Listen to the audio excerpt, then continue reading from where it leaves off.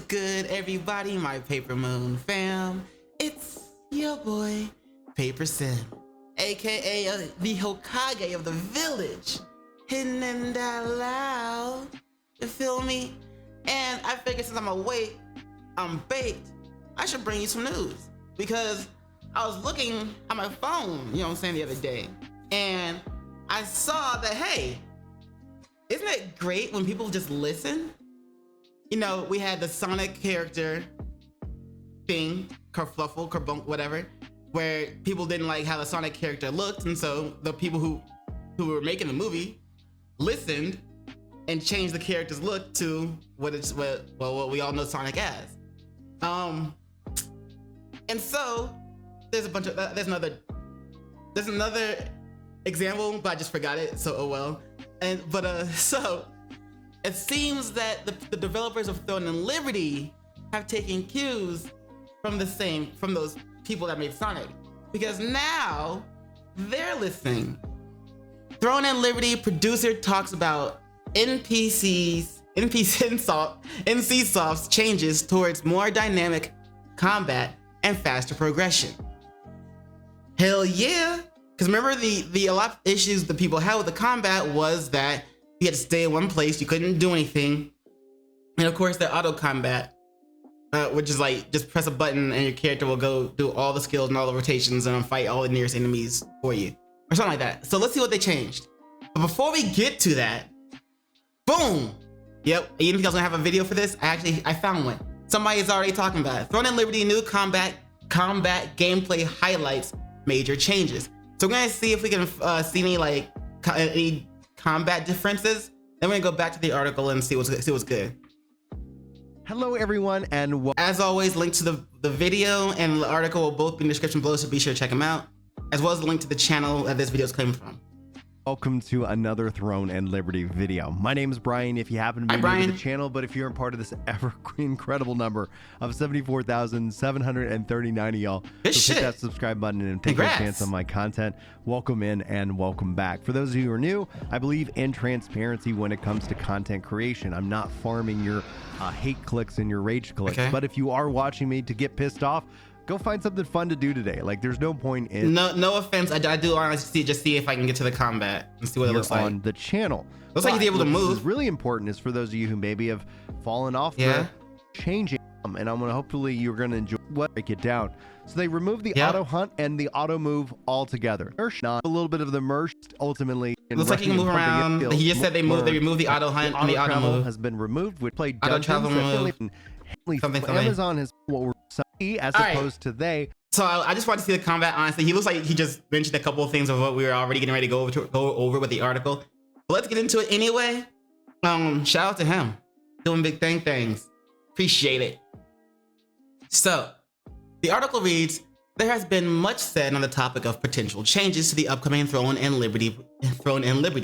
Particularly, I feel like that should be a period and not a comma. Anyway, upcoming Throne and Liberty. Particularly after playtesting feedback with an eye on its eventual global release, a new official letter from the game's producer has been shared by NCSoft and details some changes already implemented to be added and what's next. Oh, by the way, this article is by Christina Gonzalez. Okay, there we go. It's on MMORPG.com.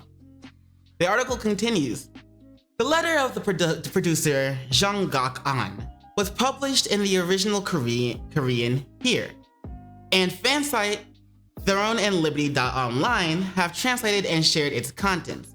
He says they've been busy with development since they originally showed more in a beta test a couple of months ago.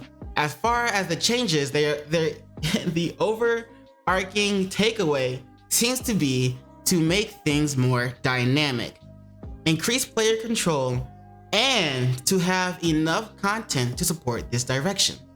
We've defined the game's problem as revealed in beta testing as two things: static combat and tedious progression, he says. If combat is feeling static, the opposite is to make it feel dynamic. To do so, they need to add freedom of movement and more player choices. First, it had to be possible to move and fight at the same time. with smooth and responsive controls, which is what we saw in the video earlier. So glad they made that change. They've added some new skills and increased the number of initial skills, made learning skills faster overall, and are working on making it easier to swap weapons. Shout out. Overall, some of the other changes affect progression. They're making it faster to level up and have increased the number of resources for crafting and enhancement to cut down on repetitiveness. In the letter, ON says that the time to get to level 30 in the beta is now 1/3 time faster. This news almost makes me want to try the is it the beta or the play testing that's coming out with? But you have to sign an NDA for it, and you can't talk about it. And I'd be too giddy about what I saw during my playing, so I would want to. But anyway. Some frustration has also come from autoplay options. The game originally had an auto hunt system and auto travel, but it damaged immersion. Both of those systems are now gone.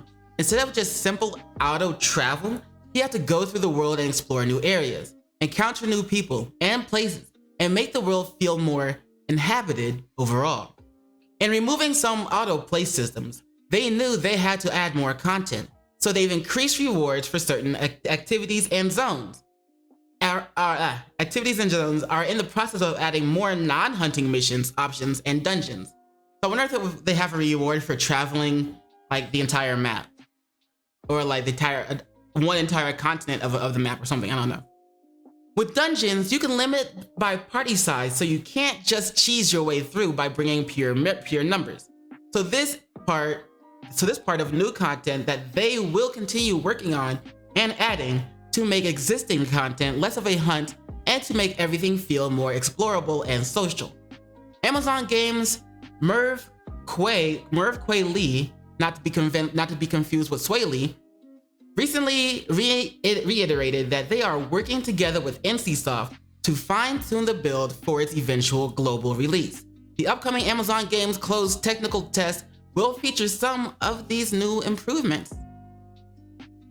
I am looking forward to it. I'm still not gonna play the technical test because I'll be too busy not to. If I can't talk about it, then I won't, and I can't make content about it, then I'll be too busy making content about other things. I won't have time to actually play the game. But I am excited for the changes. Holy crap! I'm excited for the changes that they're making to the game, and that they plan on implementing into the game. And I'm looking forward to how the game comes out and is actually played when the game is finally released. Obviously, I will be playing this game on kick.com/PaperSin. You know what I'm saying? Go ahead and follow me on that. Do your boy that favor. You feel me? And yeah, that's it for me for this one right now. I'm looking forward to it. I can't wait. So, as always, don't forget to do those 3 things that I like to ask you to do. And like, comment, and subscribe. And don't forget to hit the notification bell for more videos. Yeah. And you know what it is after that. In case I don't see you. Good morning, good afternoon, good evening, and good night. Peace, and much love to you.